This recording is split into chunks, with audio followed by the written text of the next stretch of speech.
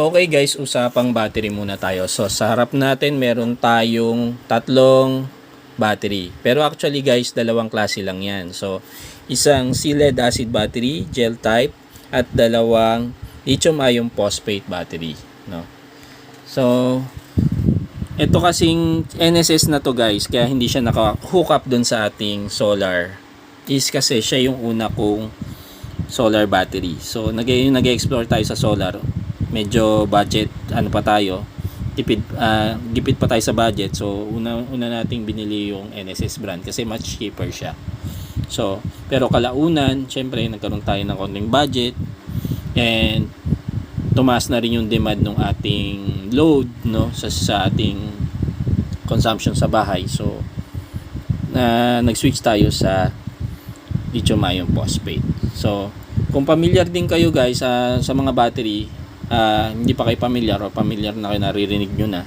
So may tinatawag silang depth of discharge. So depth of discharge, dun yung makikita yung usable energy ng inyong battery.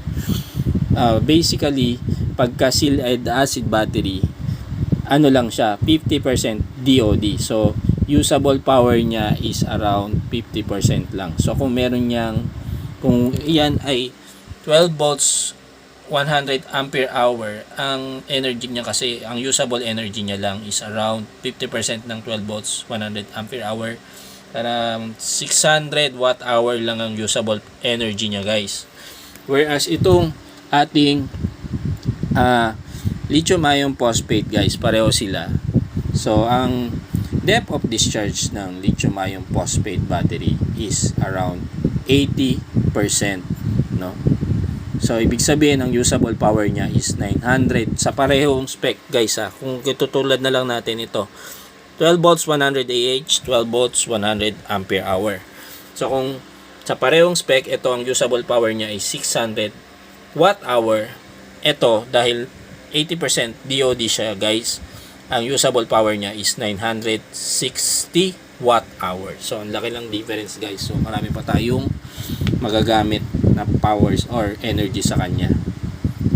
And then ano pa ba yung pwede nating i-share dito sa ating battery, no? Usapang battery. Siyempre pag battery ang pinag-uusapan, pumapasok na rin dyan yung charging voltage niya at charging current niya, no?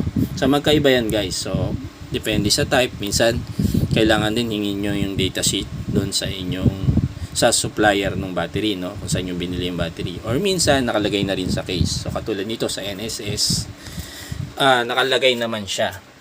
So ayan, nakalagay. So ano ba yung cycle use na yan? So cycle use, ayan yung charging voltage niya actually guys, 14.5 to 14.9 volts. So kung meron kayong nakasetup na kayo, so yun yung sineset natin sa solar charge controller nyo na boost charging voltage, no? And then ano ba yung standby use na yan? Standby use 13.5 to 13.8 volts. So yung standby use na yan guys, kasi ang lead acid battery ay may self discharge siya guys, no? So kailangan niya mag float charging. So yung float charge or float voltage niya dapat iset nyo ng around dito sa parameters na to guys, kung kayo ay naka NSS din, no? So kung ganito rin yung battery nyo, dapat ganyan yung setting ng float voltage nyo. And then lastly is yung ating charging current. Ano ba siya? So ano ba yung pwedeng charging current ng inyong battery para hindi siya magkaroon ng, hindi niya ma-damage yung battery, no? So may safe charging current siya. So sabi niya dito, advisable na initial charging current is less than 25 ampere, no? Kasi mag-iinit din ng gusto yung battery, no? Possible magkaroon siya ng degradation kapag sobra naman yung charging current. So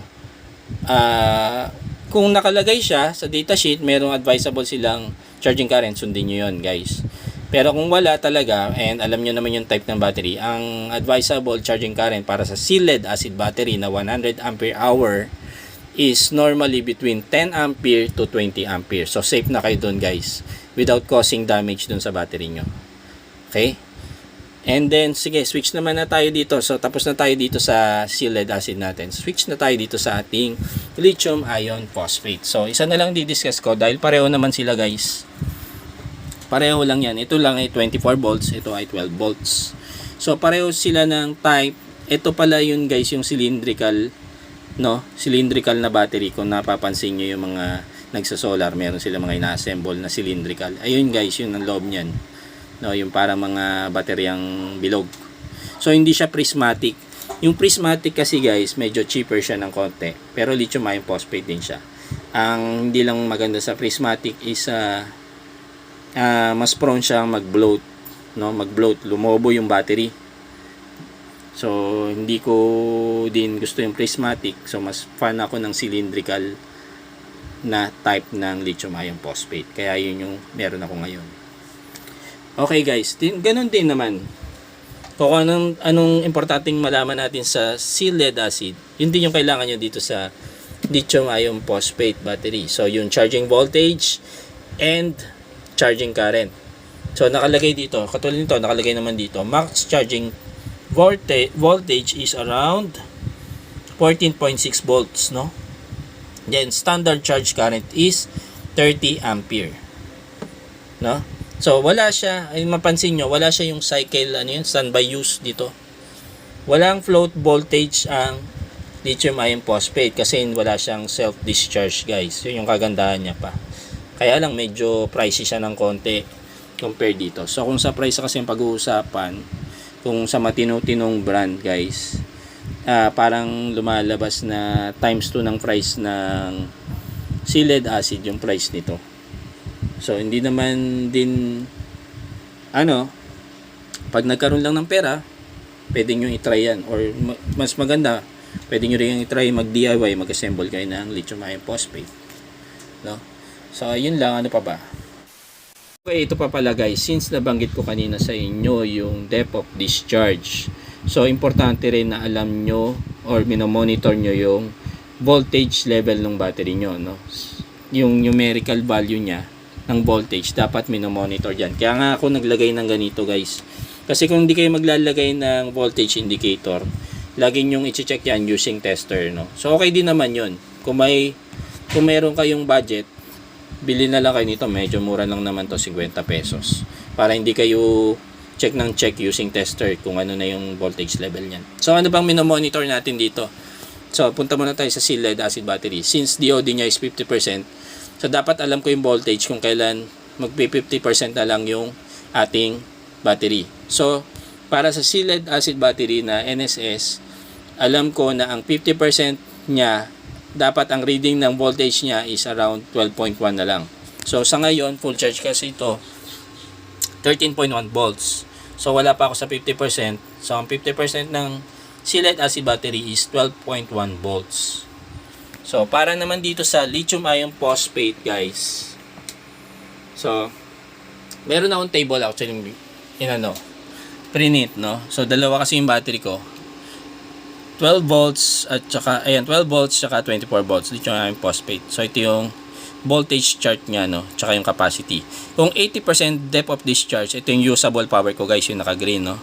So, alam ko na pagka sa 12 volts, pagka na 12.9 volts na lang siya guys, 20% na lang yung natitira niya. So, ito na yung depth of discharge niya no?